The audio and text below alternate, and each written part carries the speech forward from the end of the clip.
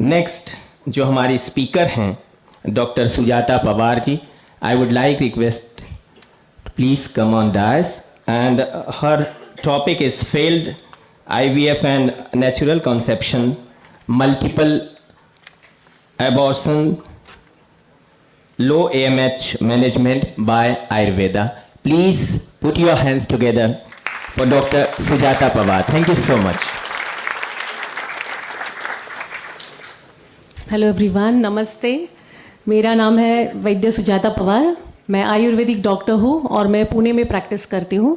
I am practising since 20 years and I specialise in infertility and obesity. Of course Ayurveda है तो हमारे पास बाकी के पेशेंट्स भी आते ही है, but my main focus is infertility and obesity.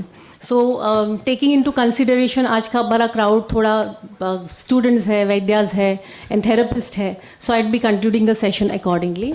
So to begin with, I would firstly like to thank Urja Foundation and Ayur Bharati for having me here. Thank you very much. So वंध्यत्व female infertility में आज जो मैं present करूँगी, there are many parameters, but let's understand first कि हमें to when an Ayurvedic doctor is actually treating वंध्यत्व, ऐसे नहीं कि पेशेंट आता है तो हम लोग डायरेक्टली उन्हें कुछ मेडिसिन देते हैं ओवुलेशन के लिए, जैसे एलोपैथी में किया जाता है. when a person comes who is unable to conceive, in allopathy में क्या होता है कि 2-3 साइकिल्स आप नेचुरली ट्राई करिए, then we will study the ovulation के लिए they will induce ovulation and then if nothing works then they will ask for IUI, या वो भी नहीं काम करता है तो IVF. तो उसके आगे जाके there is no solution. So Ayurveda is not just a patient comes and we just induce medicines. First we understand what is going wrong. इसलिए आयुर्वेदा में ऐसे कहते हैं कि there is nothing unexplained. There is nothing unexplained. कुछ ना कुछ तो होता ही है. Either there is some dosha imbalance या धातु का imbalance prevalence है. So there is something or the other thing which bothers. So वो मैं ज़्यादा तौर पे बताऊंगी. I am going to share some case studies also. But more than that, understanding what is required, why is this done is more important. Next slide. So firstly I think most of us know कि आयुर्वेद में ऋतु, क्षेत्र, अंबु, बीज ऐसे 4 factors होते हैं. तो ऋतु मतलब राइट एज. पहले के ज़माने में शादियाँ जो है लड़की लड़के दोनों के भी शादियाँ 18 to 28 ईयर्स एज में हो जाती थी. बट आजकल अगर आप देखते हैं तो शादियाँ 28, 30 के बाद then they will take a 2-3 years का break and then they will start planning for conception. तो जब कंसेप्शन की बारी आती है या प्लानिंग की बारी आती है, it literally takes 30 years and above. So that is the biggest barrier according to Ayurveda. Okay. इसके अलावा right day मतलब क्या कि when the ovulation happens, तो ovulation होने के बाद कौन से दिन पे एग्जैक्टली रप्चर होता है, द फॉलिकुलर रप्चर हैपन्स, कौन से टाइम पे एंडोमेट्रियम का थिकनेस अच्छे से बढ़ता है. So that is the exact accurate period when the conception should happen या intercourse should happen between the couple. तो वो आजकल तो ओवुलेशन स्टडी है, फॉलिकुलर मॉनिटरिंग है, तो it's become very easy to understand. So understanding that parameter is also very important and putting it in your practice. इसके अलावा क्षेत्र मतलब the whole reproductive system, not only in women. Very important thing is कि allopathy में भी लोग करते हैं कि पहले जो स्त्री है, जो वुमेन है, उस पे ही n नंबर ऑफ ट्रीटमेंट्स की जाती है. एंड जब that does not work then maybe the male parameter may be taken into consideration. But Ayurveda में ऐसे नहीं है. जैसे अभी मधुरा मैम ने बोला कि बीजा का बहुत इंपॉर्टेंट है प्री कंसेप्शन में. Similarly here also this is also pre conception phase only. तो बीजा मतलब seed.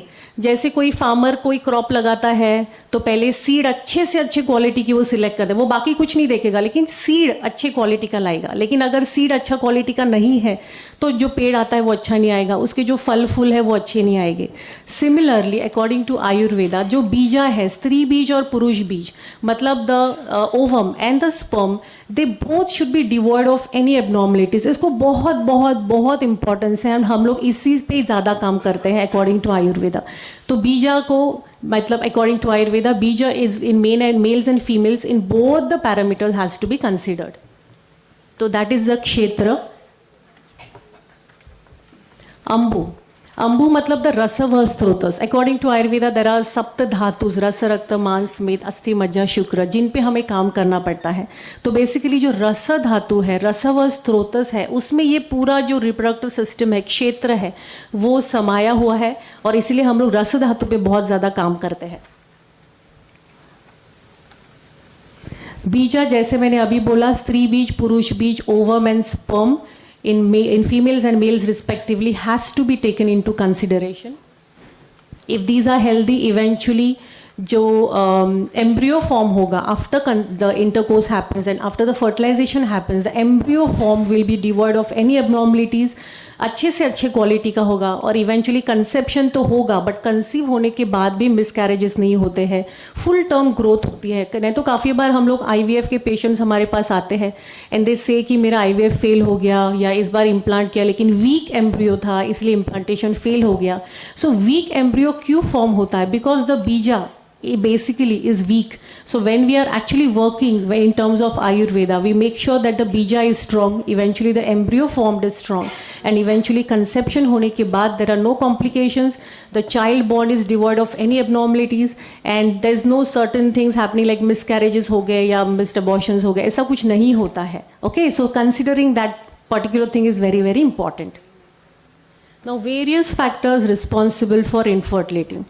Now very very very important is lifestyle, because what happens now is it's not just कि कोई infertility के लिए कपल आया और हमने ट्रीटमेंट चालू की. आयुर्वेदा में डाइट, लाइफस्टाइल को बहुत ज़्यादा इंपॉर्टेंस है, because most of the disorders are lifestyle disorders and n number और almost 90% of the ailments can be cured if that particular lifestyle and diet को करेक्ट अगर हम लोग करते हैं. So this is the number 1 line of treatment. So lifestyle disorders को I think मुझे ज़्यादा बोलने की ज़रूरत नहीं है. आजकल सब लोग रात को देर से सोते हैं. देर से सोते हैं मतलब ये भी जानना इंपॉर्टेंट है कि जब आप 1-2 बजे रात को सोते हैं दैट इज़ नॉट नॉर्मल. नहीं तो क्या होता है कि सब लोग बोलते हैं मैडम मैं 10 बजे खाना खाती हूँ, 1 बजे सोती हूँ, उनको लगता है ये सब नॉर्मल है. It is not normal. Ideally 1-2 बजे रात को सोते हैं, सुबह 8-9-10 बजे उठते हैं, फिर रात का खाना 10-11-12 बजे खाते हैं. So this is something so much irregular happening these days, and not only with 1 or 2% of people. I think around 80-85% people में हो रहा है. It's not only infertility or all these things. It's about other ailments also. तो इसे lifestyle correction is very very important. और lifestyle अगर wrong जा रही है तो eventually you may invite any kind of ailments. Similarly smoking, drinking, alcohol like substance abuse, इससे भी बहुत ज़्यादा हमें मिसकैरेजेस दिखते हैं.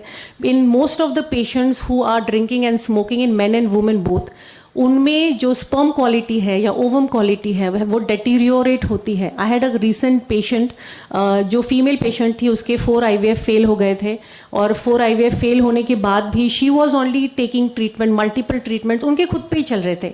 And when she came to Ayurveda to our clinic, तो उनकी जब डिटेल केस स्टडी ली and then I asked her sperm count किया है कि हस्बैंड का. सो शी सेड किया है बट बहुत 1 साल हो गया, स्पर्म पे कुछ काम नहीं किया है, 1 साल पहले किया था. And now she is taking treatment for 1 year and now she is come to me. तो मैंने उनको बोला कि नहीं, first I need the sperm count report. तो स्पर्म काउंट रिपोर्ट हाथ में आते ही जो स्पर्म्स थे उनकी 98% स्पर्म्स वे एबनॉर्मल, उसका मोर्टेलिटी वॉज रेड्यूस टू 95%, उसका मोर्टेलिटी रेट था, वैलिडिटी वॉज लेस. तो स्पर्म डेटीरियोरेशन हो गया था, quality, count, everything was less and only in that 1 year span. मतलब 1 साल पहले उनके रिपोर्ट वेर गुड, 1 साल में पूरा खराब हो गया. And when I spoke to her she said my husband drinks a lot, smokes a lot regularly and उनका लाइफस्टाइल एकदम खराब है. I said see you are going the wrong way, आपके हस्बैंड को ट्रीटमेंट की ज़रूरत है. So then we started treating our husband and eventually slow and steadily we are going towards the results, but understanding कि किस पे treatment कब करनी है. सो इसीलिए आयुर्वेदा में बीजो शुद्धि, अभी जैसे मैंने बोला, इवन प्री कंसेप्शन मैम ने बोला, मधुरा मैम ने, कि प्री कंसेप्शन में हस्बैंड वाइफ पे दोनों पे काम करना बहुत इंपॉर्टेंट है एंड मैंडेटरी है. इट्स नॉट ऐसे नहीं कि बस किया तो किया, नहीं तो नहीं. इट्स कंपल्सरी अगर आपको रिजल्ट्स देने हैं तो. Then hypothalamus dysfunction. Now follicular, the FSH, follicular stimulating hormone and LH, luteinizing hormone, ये हमारा ब्रेन सिक्रेट करता है during the ovulation process. But अगर स्ट्रेस है, इंसोम्निया है, रात को देर से सो रहे हैं, you know the lifestyle is not good, smoking है, अल्कोहल है, तो इवेंचुअली आपके ब्रेन का जो नॉर्मल फंक्शन है उस पर बैरियर होता है. That is called as hypothalamus dysfunction, और जिसकी वजह से फिर आगे चल के आपको परिणाम पड़ते हैं. ओव्यूलेशन सक्सेसफुली नहीं होता है या कंसेप्शन में प्रॉब्लम्स आती है. ना ओव्यूलेशन डिसऑर्डर्स क्या होता है कि an number of factors can affect ovulation disorders, लेकिन आजकल पीसीओडी बहुत कॉमन हो गया है. पीसीओडी में बहुत सारे हार्मोनल ट्रीटमेंट्स दी जाती है. तो फ्रीक्वेंट ओव्यूलेशन मतलब there are 2-3 things. Frequent ovulation मतलब मोस्ट ऑफ द टाइम्स हमारे पास जो पेशेंट्स आते हैं वो आईवीएफ या आईयूआई के लिए डॉक्टर्स के पास जाते हैं, और मैक्सिमम नंबर ऑफ स्त्री बीज या ओवम रिलीज करने के लिए उन्हें मेडिसिन दी जाती है, हार्मोनल इंजेक्शंस दी जाते हैं. That is called as artificial induction basically. तो ये आर्टिफिशियली ओवम को रिलीज करना, एक साइकिल में जो मिनिमम 1 या 2 ओवम रिलीज होते हैं उन्हें मैक्सिमम रिलीज करना, ये आर्टिफिशियल प्रोसेस सब आईवीएफ में की जाती है. बट उसका परिणाम जब बार बार ऐसे होता है उसका आगे चल के परिणाम होता है ओव्यूलेशन डिसऑर्डर्स में, जिसकी वजह से जो एएमएच लेवल्स है, एंटी म्यूलेरियन हार्मोन के लेवल्स, वो ड्रॉप होते हुए दिखते हैं. So eventually it affects, nothing is good. जो ज़्यादा हम लोग देते हैं वो अच्छा नहीं होता है, और जिसकी वजह से ओव्यूलेशन पे प्रॉब्लम होता है. सेकेंडली पीसीओएस हम सबको पता है, पॉलीसिस्टिक ओवेरियन डिसऑर्डर या पॉलीसिस्टिक ओवेरियन सिंड्रोम हम लोग बोलते हैं. तो पीसीओडी भी बहुत कॉमन हो गया है. एंड पीसीओडी में ऐसे होता है कि अगर किसी लड़की को मेंसेस ठीक से नहीं आते हैं, इरेगुलर आने लगते हैं, समझो मेनाक में या puberty, so they will obviously go to an allopathic doctor, because obviously सब कुछ करके ही हमारे पास लोग आते हैं लास्ट में. बट एलोपैथिक डॉक्टर के पास जाने के बाद they will give those hormonal cyclic pills होते हैं ना, जो 21 डेज के पिल्स होते हैं, वो खाने के बाद मेंसेस आते हैं. लेकिन जैसे ही आपने वो मेडिसिन बंद किए, eventually that is not the treatment. आपका जो प्रॉब्लम है वही के वही होता है, आपके साइकिल्स इरेगुलर होते हैं. बट जो ओसी पिल्स खाते हैं, जो ओरल कॉन्ट्रासेप्टिव्स है, जो हार्मोनल पिल्स है, वो खा के eventually it leads to problem. And आगे चल के एएमएच लेवल्स ड्रॉप होना and you know hormonal imbalance होना, ये सारी प्रॉब्लम्स होती है. फिर कंसेप्शन में प्रॉब्लम होता है. प्राइमरी ओवेरियन इनसफिशिएंसी, एएमएच जो होता है, लो द एंटी म्यूलेरियन हार्मोन, वो आजकल बहुत ही कॉमनली कम दिखता है. तो एंटी म्यूलेरियन हार्मोन कम होना मतलब क्या कि जो ओवरीज में रिजर्व होता है ओवम का, वो बेसिकली कम हो गया है. मतलब जो भी फीमेल है इन हर लाइफ टाइम, मतलब जो भी उसका एक पीरियड का फेज है, उसमें एक नंबर ऑफ ओवम सिक्रीट होने वाले होते हैं. लेकिन कुछ फीमेल्स में due to all these reasons, lifestyle, smoking, drug abuse या ovulation induction, hormonal injections, due to an number of reasons, वो जो ओवेरियन रिजर्व है, नंबर ऑफ ओवम या नंबर ऑफ स्त्री बीज जो भी एक लाइफ स्पैन में एक फीमेल में होते हैं, उनके जो अंडाशय है ओवरीज में, वो कम होने लगते हैं. एंड जब वो ड्रॉप होता है मतलब she is going towards menopause.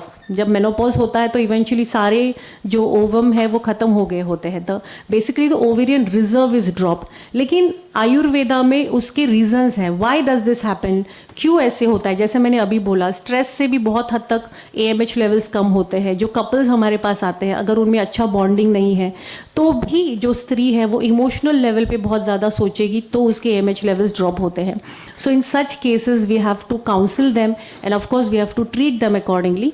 तो एएमएच लेवल्स ड्रॉप होना भी एक बहुत मेजर रीज़न होता है for not conceiving. But it is not that you can never conceive when the AMH levels are low. तो एलोपैथी में वो लोग डरा के रखते हैं कि एएमएच लो है, अभी आप कंसेप्शन नहीं हो पाएगा. As long as it's not zero, आपको डरने की बात नहीं. If is even 0.0001 you can definitely conceive, क्योंकि उसके रीजंस है वाई इट्स ड्रॉपिंग, एंड आप बिल्कुल उसको बढ़ा सकते हैं. स्पर्म डिफेक्ट्स, जैसे मैंने अभी बोला, डैमेज फेलोपियन ट्यूब्स, कुछ फीमेल्स में ट्यूब्स ब्लॉक्ड होती है, तो उसे भी हम लोग आयुर्वेदिक ट्रीटमेंट से निकालते हैं. एंडोमेट्रियोसिस में एंडोमेट्रियम का थिकनेस बहुत ही एक्सेसिवली हाई हो जाता है, so that could also lead to infertility and other gynaecological ailments. इसके अलावा आयुर्वेद में history of past previous ailments. Okay, तो अगर बचपन से लेके आज तक कोई भी अगर किसी को कुछ बीमारी हुए, सिंपल फीवर आके गया या डेंगू, मलेरिया, टाइफॉइड, जॉन्डिस या अभी कोविड, हम लोग पूछते कि कोविड होके गया है क्या, या even helminth infestation, worm infestation भी अगर किसी को हुआ है तो that also is taken into consideration, first treated. क्योंकि क्या होता है कि कोई भी अगर आपको बीमारी होती है तो उसमें बहुत सारे एंटीबायोटिक्स दिए जाते हैं, बहुत मात्रा में आपके बॉडी में lots of things are dropped like your essential nutrients, micro nutrients, तो उसका परिणाम भी आगे चल के इनफर्टिलिटी या अदर एलिमेंट्स में हो सकता है। तो इसीलिए पहले कुछ बीमारी का इतिहास है क्या वो पूछ के लेना पड़ता है। We have to first make sure we are balancing out the bodily doshas affected during that process and then treat accordingly, तब भी हमें रिजल्ट्स मिलते हैं। सो कोई भी अगर पास्ट बीमारी बचपन से लेके आज तक हुई है या किसी को वर्म इन्फेस्टेशन की हिस्ट्री है तो पहले वर्म इन्फेस्टेशन पे काम करना पड़ता है and then we get results. इसके अलावा मलाशय, मूत्राशय, गर्भाशय संबंध है, ये वैद्य जमदग्नि सर है पुणे के। सो वो हमेशा बताते हैं कि जो मलाशय, मूत्राशय है, so the peritoneum lining basically opens via all these 3 आशयास। तो हम लोग जब गर्भ पे या इनफर्टिलिटी पे काम करते हैं so make sure you are working at all the 3 level, क्योंकि सर हमेशा बोलते थे कि then you get excellent results and I have also tried this thing, so I thought of adding this point here. Husband wife conflicts अगर होते तो संधानीय गण use करना है।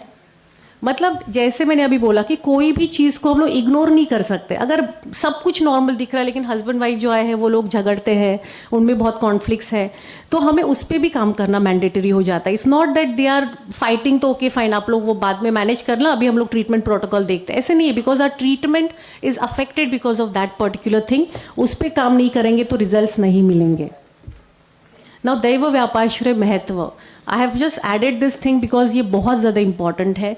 ऑल द इन्वेस्टिगेशंस हम लोग जो भी करते हैं, लैब रिपोर्ट्स करते हैं, फॉलिकुलर स्टडी करते हैं, hysteroscopy, everything is in one point, all the medicinal treatment is in one point.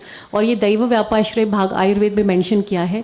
दैव व्यापाश्रय मतलब पूर्व जन्म कृत दोष, मतलब आपके जितने भी अकॉर्डिंग टू आयुर्वेदा हम लोग आत्मा को मानते हैं। तो ऐसे कहा जाता है कि अगर कोई किसी की डेथ होती है तो उसका जो आत्मा है वो बॉडी छोड़ के दूसरे बॉडी में प्रवेश करता है।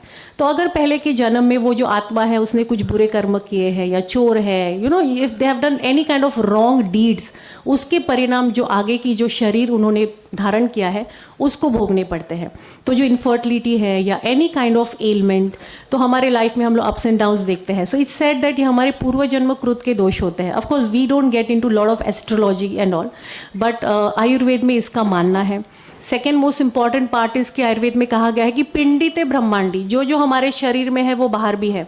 तो बेसिकली बाहर मतलब जो दैवी शक्तियाँ, जैसे गणपति भगवान है या हनुमान भगवान है, तो उनकी जो दैवी शक्तियाँ है हमारी बॉडी में अलग अलग जो सप्त चक्र है वो द्योतक बेसिकली वो रिलेट करते हैं। सो अगर समझो किसी ने भगवान गणपति भगवान से जाके कहा कि भगवान मेरी ये प्रार्थना पूरा, हम लोग नवस बोलते हैं कि प्लीज़ भगवान मुझे ये मेरी विश है आप ये पूरी करो तो मैं आपको नवस चढ़ाऊंगी, ये खिलाऊंगी, पेड़े चढ़ाऊंगी, हम लोग बोल जाते हैं। हम लोग तो आते जाते ऐसे ये आई थिंक दिन में 10-15 बार बोलते हैं।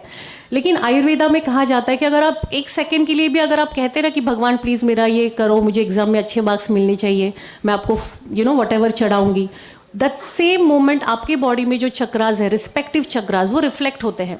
और अगर आपका नवस पूरा होगा, अगर आपकी इच्छा पूरी होगी और अगर अपने टाइम पे जो नवस फेरने के लिए आपने जो भी भगवान को बोला था, जो ब्राइब किया था, वो अगर आपने नहीं दिया तो फिर आपके जो चक्रास है, जो रिस्पेक्टिव चक्रास है, वो इम्बैलेंस क्रिएट करते हैं। फॉर एग्जाम्पल जो गणेश का मंत्र है, अगर किसने गणपति भगवान से कुछ मांगा तो हमारा जो मूलाधार चक्र है वो इम्पैक्ट करता है, वो उत्तेजित होता है। अगर टाइम पे आपने नवस नहीं पूरा किया तो जो अपना चक्र है उससे रिलेटेड जो ऑर्गन्स है, स्पेशली योर लोअर एब्डोमेन, तो reproductive, your pelvis related organs, your reproductive system is affected and it can lead to various disorders. तो अगर आपने कोई भी, तो we have to ask the patients कि ऐसे कुछ आपने बचपन से लेके आज तक किसी भगवान से कुछ मांगा है तो प्लीज़ अगर वो पूरा हुआ है तो go and just fulfil your this thing. And so this affects a lot on your astrological status. तो इसीलिए हम लोग दैव व्यापाश्रय भाग को भी मानते हैं। बट ऑफकोर्स इसमें हम लोग 1-2 mantras I give to the patients to say, क्योंकि मंत्रा थेरेपी, जैसे मैडम ने भी बोला कि मंत्रा थेरेपी का अलग ही इम्पैक्ट होता है। सो एस्ट्रोलॉजिकल जो हमारे दोषास हैं वो बहुत हद तक करेक्ट होते हैं। So I give them to say few mantras जो मैं आगे बताऊंगी।